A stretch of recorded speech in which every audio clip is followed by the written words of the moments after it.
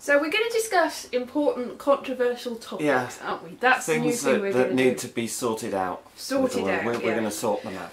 That's what we're going to do. Yeah, so what should we discuss? What about religion? Religion. Big important. Is that a big enough thing for us to...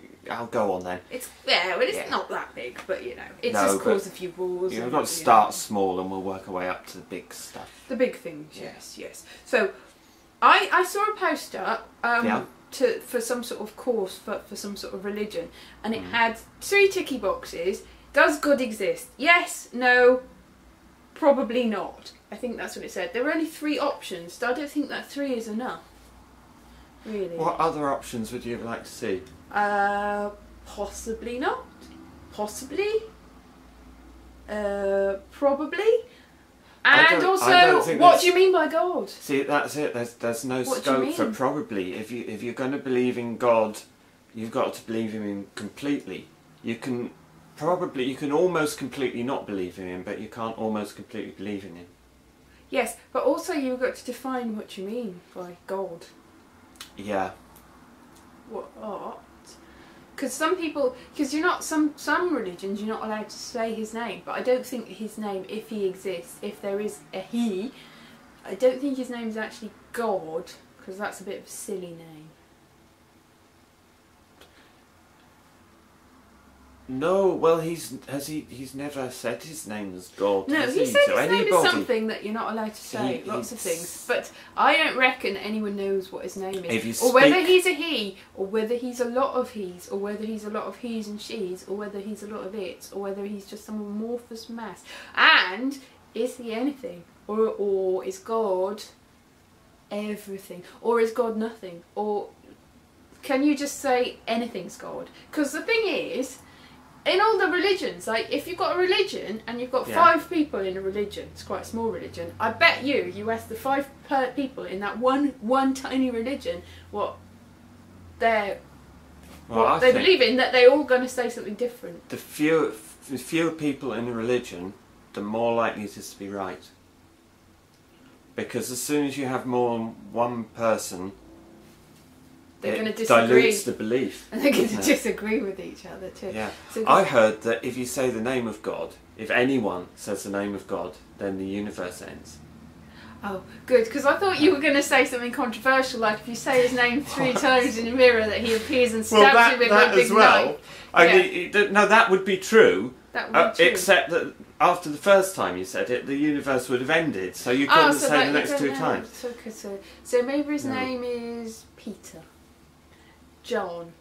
Well, it's still here, so I'm guessing it's not. Susan. It's probably no name that anybody's ever said, because the universe would have ended. That's not it. No.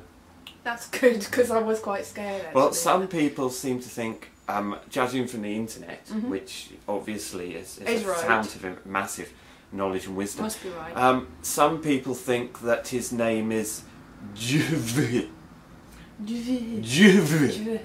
Yeah. Like, some people think it's Jehovah.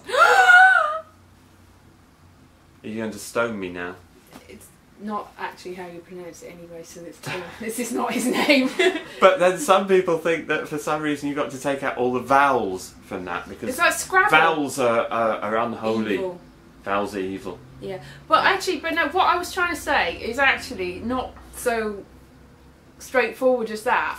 But the thing is, if you're going to believe in something, you can believe in, and I mean, if everything is true and then nothing is true, what if everything and nothing if everything is true and nothing is true? It cancels each other out. Right. No, what I was trying to say is, you know, that like I don't think that evolution cancels out belief in God, really, if you want to believe in Him, because what do you mean by God, or gods, or indefined goddesses, or gods and goddesses, and all of them together? And because a lot of people believe in a lot of different things. Yeah.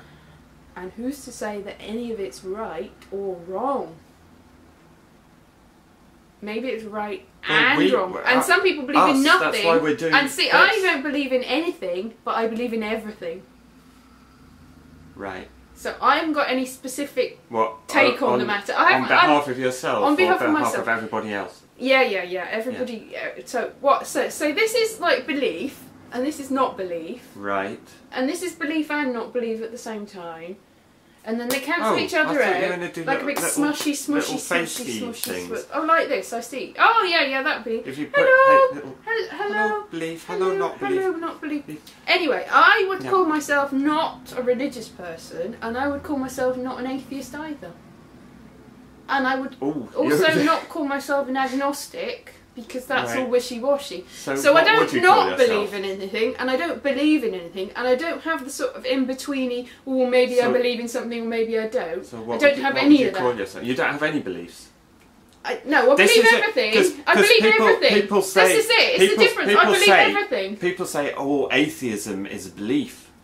Yeah, not believing is a belief. Not believing is a belief. It sort of is. It's a point. You have to have a position. It's a lack of to have it. Thing. It's not a lack though, because you have to have a position. Because you have to have a position in order to have a lack of position. But what I'm saying is, I'm not an atheist, and I'm not a religious person, but I'm not an agnostic either.